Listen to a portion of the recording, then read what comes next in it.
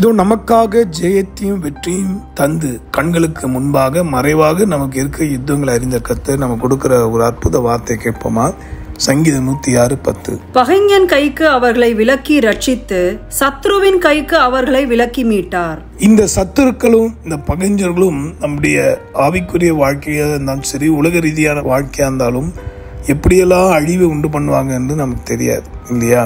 ஆனா இங்க ஆண்டவர் சொல்ற அவர்களுக்கு, இஸ்ரவேல் மக்களுக்கு, தம்மை நம்பி வந்தவர்களுக்கு, தன் வார்த்தையை பின்பற்றவர்களுக்கு அவர் என்ன செய்வாராம்? பகைஞன் கைக்கு விலக்குவாராம், சத்துருக்களை மேற்கொள்ளும்படி பலன் தந்து நமக்கு ஜெயத்தை தருவாராம். பிரியமானவர்களே, நாம் செய்வது மனதார அவர் வார்த்தையை நம்புவோம், ஜெயத்தை பெறுவோம். இன்னைக்கு உங்க வாழ்க்கையில வந்திருக்கிற பொருளாதாரத்தில் உள்ள யுத்தம், வியாதி, கொடூரமான ஒரு யுத்தம், இன்னும் பலவித துரோகம், தீங்கு எல்லாத்தையும் கர்த்தராகிய தேவன் கடிந்து கொள்வாராக.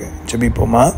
அன்புள்ள ஆண்டவரே, இந்த வார்த்தையை நம்பி என்னோட ஜெபிக்கிற யாவருக்கும் ஜெயத்தை தாரும், எதிர்பாராத வெற்றியை தாரும். எப்படி பகைஞனும் சத்துருவும் ஆண்டவரே நினையாத நேரத்தில் வந்து தீங்கு செய்தார்களோ அவர்களை அழித்து கர்த்தர் நீரும் கூட நாங்கள் எதிர்பார்க்கும் முன்பாகவே பலத்த அற்புதங்களை நீ செய்வதற்காக ஸ்தோத்திரம். ஆசீர்வதியும் ஜீவாதிபதி இயேசு மூலமா வேண்டுகிறோம் எங்கள் நல்ல பிதாவே, ஆமென். உங்களுக்காக திறப்பில் நின்று ஜெபிக்கிற உங்கள் அன்பு சகோதரர் மணி ஐயர். God bless you.